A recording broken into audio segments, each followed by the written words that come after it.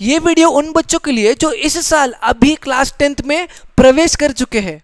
नमस्कार दोस्तों, मैं सौरभ आपका एडुगाता में स्वागत करता हूं और आज की वीडियो में क्लास 10th के बच्चों के लिए मैं कुछ बेसिक चीज़ें लेके आया हूं और उन्हीं बेसिक चीज़ों को मैं एक्सप्लेन करूंगा। ये चीज़ें वैसे तो बहुत बेसिक है बट जानना बहुत ज़्यादा ज़रूरी रहने वाला है आप बच्चों के लिए। इस साल में क्लास 10th के लाइफ में इन चीज़ों को जानना बहुत ज़्यादा ज़रूरी है। आई नो आप क्लास 10th में एंजॉय करोगे, पढ़ाई करोगे, सब कुछ करोगे, बट इन चीज़ों को जानना बहुत ज़्यादा ज़रूरी है। इसलिए I request you to watch this video till end. Speed बढ़ा सकते हो हालांकि वीडियो का, ताकि आपका टाइम सेव हो जाए।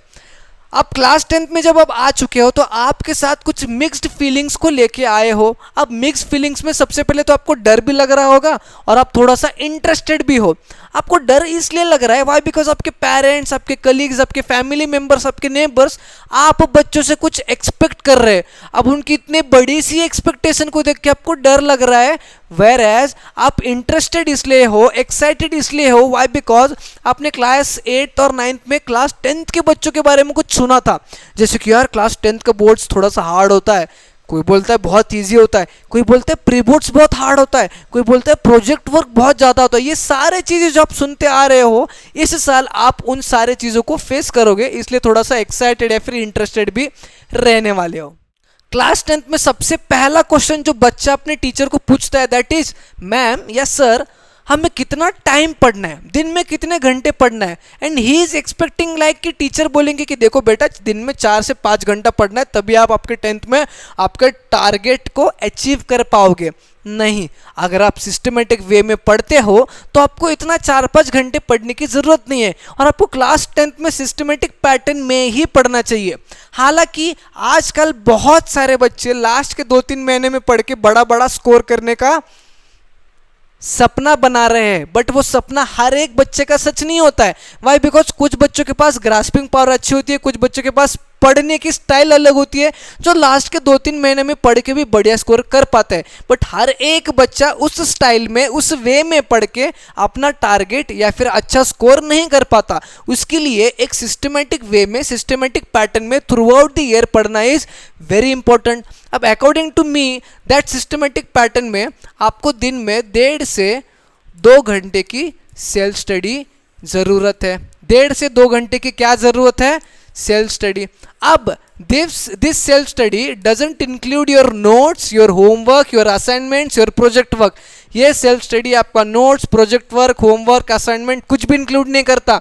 ये सेल्फ स्टडी यानी कि आपके सिलेबस में जो टॉपिक्स है, जो चैप्टर्स है, उसको पढ़ना, समझना, लिख के प्रैक्टिस करना। This is all about self study, जो आपको इस 1.5 से 2 घंटे पढ़ना है, वो भी हर दिन विदाउट मिसिंग। अब इसका रिजल्ट आपको तुरंत 1-2 वीक में नहीं मिलेगा। जब आप इस चीज़ को फॉलो करोगे consistently, sincerely through out the year, तो आपको पता चलेगा कि आपके यूनिट टेस्ट में, आपके हाफ ईयरली एग्जाम्स में, आपके प्री बोर्ड्स में, बोर्ड्स में मार्क्स जो है वो बढ़ते ही जा रहे हैं। Why? Because you have been following this pattern for so long time. बहुत ज़्यादा टाइम से आप इस पैटर्न को फॉलो कर रहे हो कंसिस्टेंटली, इसीलिए आपकी जो स्कोर है वो बढ़ते ही जाएंगे। ये मेरी गारंटी है, ये हर एक टीचर की गारंटी है। समझ में आया आपको? द नेक्स्ट क्वेश्चन जो बच्चे मुझे पूछते हैं कि सर अभी से क्यों पढ़ना है? Why should we study from right now? अभी का टाइम क्यों, अभी से क्यों पढ़े? अभी तो वेकेशन का टाइम है, अभी तो हमें फैमिली मेंबर्स की शादियां अटेंड करनी है, थोड़ा सा वेकेशन में घूम के आएंगे, उसके बाद पढ़ाई करने की सोचेंगे, तो अभी से क्यों पढ़े? मेरे पास रीज़न है और वैलिड रीज़न है।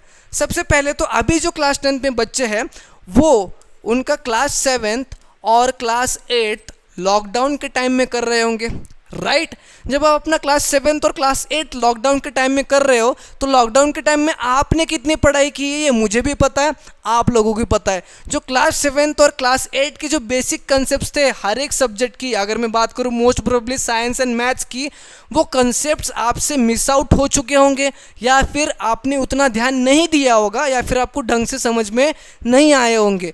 तो विद दोज इनकम्प्लीट कंसेप्ट्स आप 9th में आते हो, तो 9th आपको वेरी ऑब्वियस थोड़ा सा डिफिकल्ट जाने वाला है। अब अगेन 9th का भी सिलेबस इतना अच्छे से आपको नहीं आता है, तो ऐसे कंडीशन में जब आप 10th में और 10th का सिलेबस फेस करते हो तो 10th में बढ़िया स्कोर करना थोड़ा सा डिफ़िकल्ट हो जाता है। तो अगर आप अभी से पढ़ते हो तो ये जो कुछ भी बैकलॉग है 7th 8th का 9th का, इस बैकलॉग यानी कि जो भी चीज़ें आप मिस आउट कर रहे थे, जो भी कंसेप्ट आप मिस आउट कर रहे थे, उसको आप कवर कर पाओगे अगर आप अभी से पढ़ोगे। लास्ट के 2-3 महीने में पढ़ोगे तो ये चीज़ें जो नहीं आ रही थी वो नहीं पढ़ोगे, आप डायरेक्टली सारा सब कुछ लर्न करते जाओगे और लर्न की हुई चीज़ें 1-2 दिन याद रहती है, उसके बाद नहीं। लर्न करना इस सबसे बड़ा मिस्टेक इन क्लास 10। समझ में आया आपको? अगला क्वेश्चन जो बच्चों के मन में निकल के आता है कि क्या सर हमें गोल सेट करना चाहिए, और गोल सेट क्यों करना चाहिए? मैं रीज़न बताता हूँ। अब बहुत सारे टीचर्स बच्चों को बताते हैं कि आपको कुछ बड़ा गोल सेट करना है, 95%, 98%।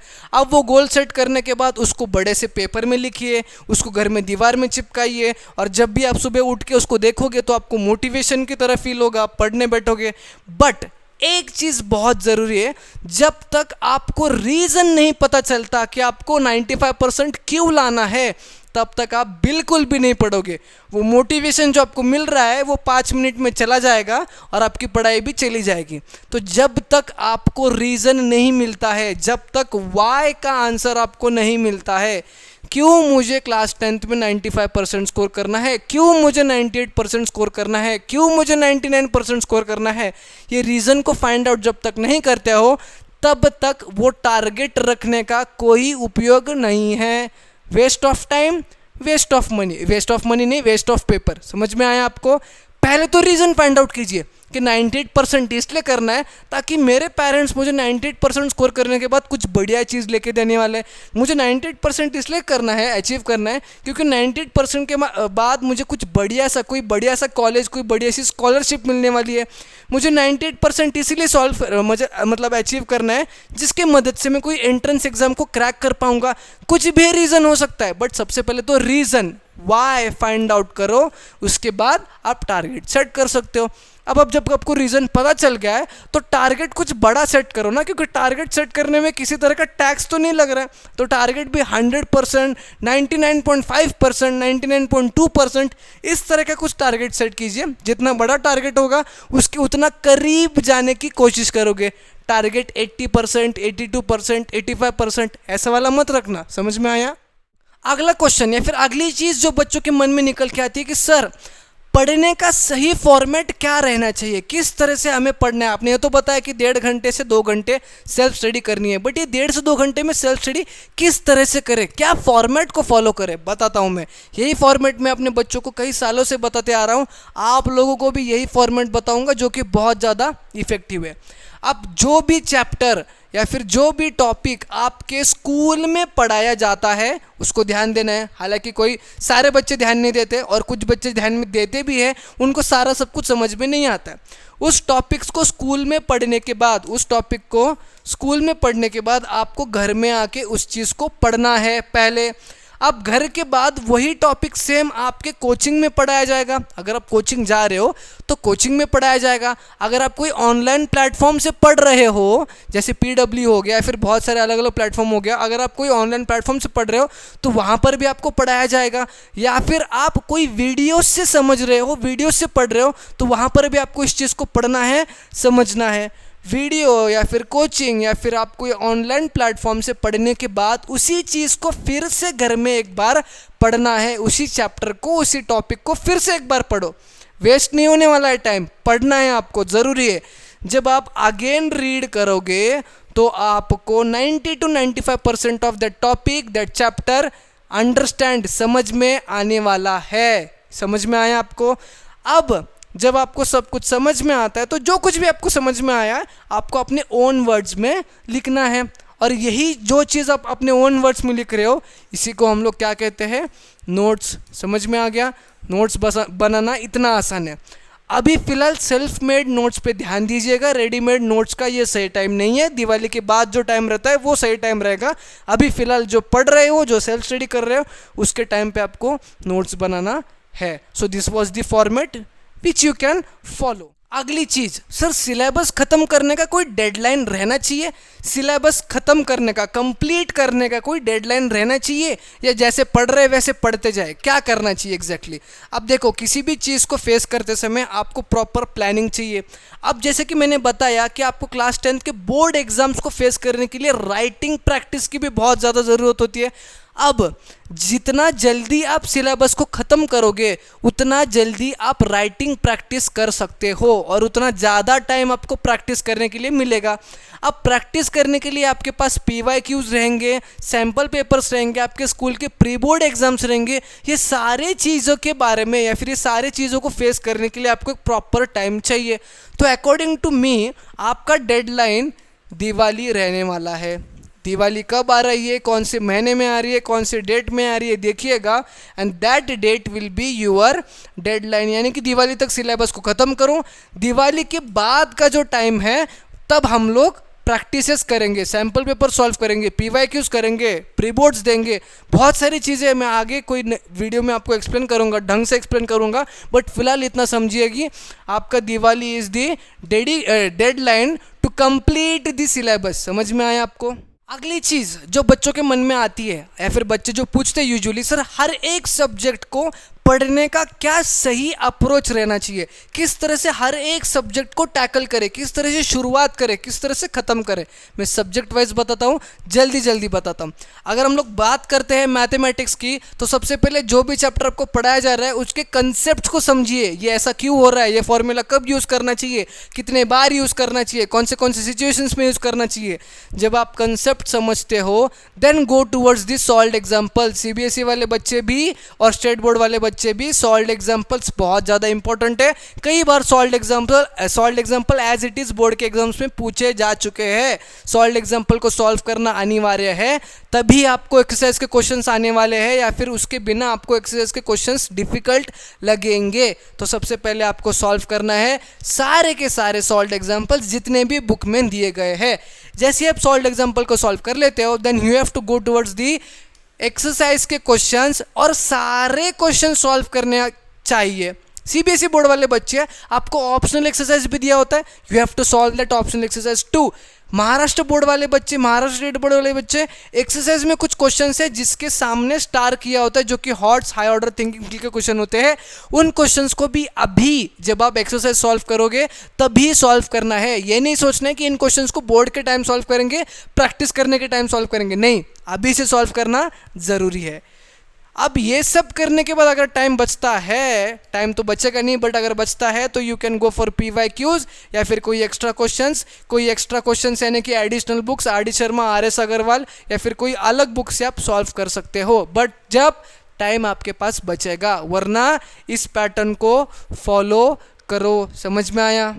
अगर बात करते हैं साइंस की, तो साइंस में टेक्स्ट बुक्स में से जो चैप्टर्स होते हैं उनको बार बार पढ़ना बहुत ज़रूरी है। चैप्टर्स जो टेक्स्ट बुक में दिए हैं उनको बार बार पढ़ना ज़रूरी है, क्योंकि पेपर में किसी भी कोने से एक कंसेप्ट को, एक टॉपिक को उठा के क्वेश्चन पूछा जा सकता है। इसलिए टेक्स्ट बुक रीडिंग, वो भी properly, is mandatory for you.